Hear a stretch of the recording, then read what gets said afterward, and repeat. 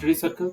आज हम बात करेंगे 2 अगस्त की से पहला है जनरल इंश्योरेंस अमेंडमेंट बिल, दूसरा है कोथिरन टनल, तीसरी है क्लिनिकल ट्रायल्स ऑफ अश्वगंधा, चौथा है पीवी सिंधु के बारे में और पांचवी हिमाचल प्रदेश और उत्तर प्रदेश की न्यूज से रिलेटेड न्यूज के बारे में। तो आज हमें बात करनी है इन 5 टॉपिक्स के बारे में, जिसमें से पहला है जनरल इंश्योरेंस अमेंडमेंट बिल, दूसरा है कोथिरन टनल, तीसरी है क्लिनिकल ट्रायल्स ऑफ अश्वगंधा, चौथा है पीवी सिंधु के बारे में और पांचवी हिमाचल प्रदेश और उत्तर प्रदेश की न्यूज से रिलेटेड, जिसमें जितनी जनरल इंश्योरेंस कंपनियां थी उन सबका नेशनलाइजेशन किया गया था। पांचवी है उत्तर प्रदेश और हिमाचल प्रदेश के न्यूज के बारे में। ठीक है, सो स्टार्ट करते हैं। इक्विटी अपने पास रखेगी किसी भी इंश्योरेंस कंपनी की जिसको वो एक्वायर कर रही है, जिसको वो नेशनलाइज कर रही है। तो अभी यहाँ पे हम लोग ये ध्यान रखिएगा कि यहाँ इंश्योरेंस की बात नहीं चल रही है, यहाँ पे जनरल इंश्योरेंस की बात चल रही है। अभी हम बात करेंगे जनरल इंश्योरेंस की डेफिनेशन में क्या क्या इंक्लूड होता है। और उसमें ये प्रोविजन रखा गया था कि सेंटर एटलीस्ट 51% कि आप इतना रखेंगे ही, सेंट्रल गवर्नमेंट को रखना पड़ेगा। तो गवर्नमेंट चाह रही है कि इसमें डायरेक्ट इसमें इन्वेस्टमेंट हो प्राइवेट कंपनीज का, हम इसको भेज सकें, इसको प्राइवेटाइज कर सकें, जिस उसके लिए हमें इस एक्ट में संशोधन करके और ये 51% मैंडेटरी वाला क्लॉज तो हटाना ही पड़ेगा। फर्स्ट चेंज देख लेते हैं। तो अब बात ये है कि 51% जो स्टॉक्स है, जो मैंडेटरी लिमिट रखी है, ठीक है, नॉलेज में किए हैं और वो संबंधित किससे हैं? बोर्ड प्रोसेसेस से। और दूसरा ये है कि ऐसा डायरेक्टर जो होल टाइम डायरेक्टर नहीं है किसी कंपनी का, वो केवल सर्टेन एक्स, स्पेसिफिक एक्स के लिए ही लायबल होगा। ऐसा नहीं कि वो हर चीज के लिए लायबल है, कंपनी में कुछ भी हो रहा है, ठीक है, तो उसकी लायबिलिटी पूरी की पूरी बनती है, बट ऐसा नहीं है। ठीक है, तो अगर कोई स्पेसिफाई इंश्योरर है कि जिसको गवर्नमेंट कह रही है कि हाँ हम इसको बेचेंगे या इसमें से कुछ शेयर्स को प्राइवेटाइज करेंगे, इस कंपनी की कुछ हिस्से को प्राइवेटाइज करेंगे, तो उसमें जो इंडिपेंडेंट जो पार्ट टाइम डायरेक्टर होगा वो सिर्फ सर्टेन एक्स के लिए ही लायबल होगा। और वो एक्स किस तरीके के होंगे? अगर उसने अपनी नॉलेज, दूसरा पॉइंट इन्होंने ये रखा है कि जो डेफिनेशन थी जनरल इंश्योरेंस की, जो भी बात कर रहे थे ना कि जनरल इंश्योरेंस होता क्या, उसमें पहले अभी तक क्या थी? फायर, मेरीन और कुछ और अलग अलग इंश्योरेंस बिजनेस को इंक्लूड किया जाता था, बट इसमें कैपिटल रिडेम्पशन और एन्युइटी इंक्लूड नहीं होता था, तो अब ये इंक्लूड कर दिया गया है। ठीक है, ऐसे एक्ट जो उसकी कंसेंट से किए गए हैं, कि अभी तक क्या करती थी कि जो टर्म्स एंड कंडीशंस सर्विस की होती थी एम्प्लॉयज के लिए। तीसरा इन्होंने चेंजेस ये किया है कि अब गवर्नमेंट कुछ भी, मतलब कोई भी स्कीम बनाती है, तो वो सारी चीजें, स्कीम डिपेंड करता है कि डायरेक्टर्स जो है, बोर्ड ऑफ डायरेक्टर्स, उस स्कीम को अडॉप्ट करता है या नहीं करता है। ठीक है, अगर करता है तो भी कोई बात नहीं, अगर वो करना चाहता है बोर्ड ऑफ डायरेक्टर चेंज उस स्कीम को जो गवर्नमेंट ने बनाई है उस इंश्योरेंस कंपनी के रिगार्डिंग, ठीक है, या फिर इन जनरल बनाई है इंश्योरेंस से रिलेटेड, तो अगर कोई पर्टिकुलर कंपनी उसमें या बोर्ड ऑफ डायरेक्टर्स उसमें चेंजेस करना चाहते तो वो कर सकते हैं। अब जो सेंट्रल गवर्नमेंट रहेगी वो सोल अथॉरिटी नहीं रहेगी इस चीज के लिए। ठीक है, नंबर 2, उनको सेंट्रल गवर्नमेंट ही नोटिफाई करती थी। कौन करता था? Notify central government. बट अब बिल में क्या चेंज कर दिया गया है? कही गई है कि जैसे ही सेंटर अपना कंट्रोल खत्म कर देगा उस इंश्योरेंस कंपनी के ऊपर से, तीसरी बात इन्होंने ये रखी है कि एक सेक्शन डाला है इसमें 24B, जिसमें ये चीज कंपनी का कोई लेना देना नहीं होगा। कंपनी अपने तरीके से अपना डिस्क्रिप्शन पे वो काम करेगी, वो मानती है नहीं मानती है, बट वो बाउंडेड नहीं रह जाएगी। ठीक है, अब कंट्रोल का मतलब क्या है? कंट्रोल किस तरीके से खत्म करेगा? Power to appoint a majority of directors of a specified insurer. किसी स्पेसिफिक कंपनी के जो मेजोरिटी ऑफ डायरेक्टर्स को अपॉइंट करने की जो पावर है वो खत्म कर दे सेंट्रल गवर्नमेंट, नंबर 1। नंबर दूसरी बात इन्होंने ये किया है कि जो मैनेजमेंट पावर है या पॉलिसी डिसीजंस की पावर है वो खत्म कर दे अपनी उस इंश्योरेंस कंपनी के ऊपर से। ठीक है, और वो 2 ही तरीके से होगा कि जब अपनी कंपनी अपने स्टेक्स को, अपने मैनेजमेंट कंट्रोल को किसी और को दे देगी। ठीक है, तो फिर ऑटोमेटिकली ये एक्ट के जितने प्रोविजंस हैं वो उसके ऊपर फिर अप्लाई नहीं होंगे। तो ये था अमेंडमेंट बिल। चलिए नेक्स्ट न्यूज पे चलते हैं हम लोग। Minister for road transport and highway mister Nitin Gadkari साहब ने इंस्ट्रक्ट किया है कि कुथिरन टनल को खोल दिया जाए। ये न्यूज है। आखिरकार कुथिरन टनल है कहाँ पे?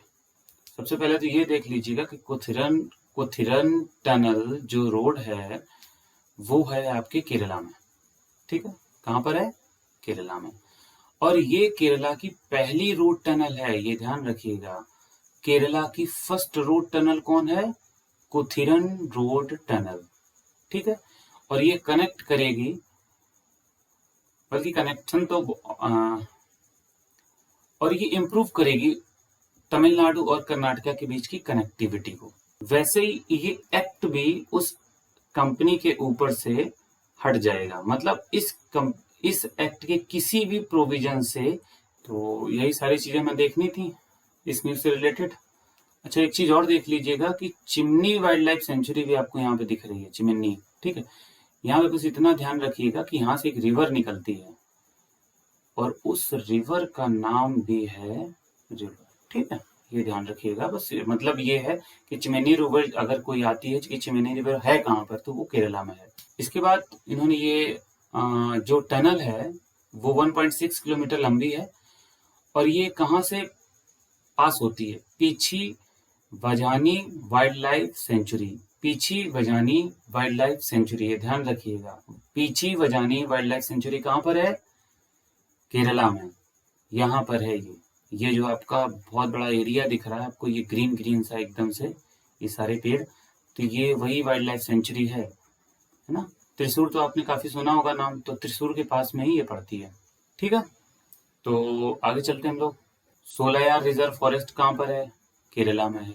अच्छा, पीवी संधू मैडम ने बैडमिंटन में टोक्यो ओलंपिक्स में ब्रॉन्जे मेडल जीता और ये इनका दूसरा मेडल है। इसके पहले इन्होंने रियो में सिल्वर मेडल जीता था।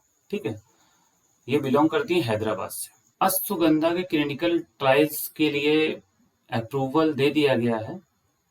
ठीक है, और इसमें मिनिस्ट्री ऑफ आयुष जो है वो London school of hygiene and tropical medicine के साथ मिलके स्टडी कंडक्ट करेगी, है ना। कि उसमें ये चीज देखी जाएगी कि रिकवरी जो कोविड-19 से हो रही है उसमें, तो उसमें ये देखा जाएगा कि कोविड-19 से रिकवर करने में अश्वगंधा कितना इफेक्टिव है और कितनी यूजफुल है। ठीक, तो एक बार अश्वगंधा के बारे में देख लेते हैं। अश्वगंधा है क्या? अश्वगंधा को इंडियन जिनसेंग या विंटर चेरी भी बोला जाता है ना।